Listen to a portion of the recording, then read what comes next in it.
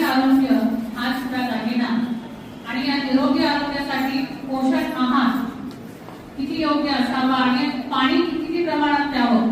जलशुद्धीकरण म्हणजे आपण शुद्ध पाणी आपण जास्तीत जास्त प्यावं हा उद्देश हा संदेश हे विद्यार्थी आपल्या या गीतातून आपल्याला देत आहेत की जंक फूड टाळा आणि आपलं आरोग्य सुधारा.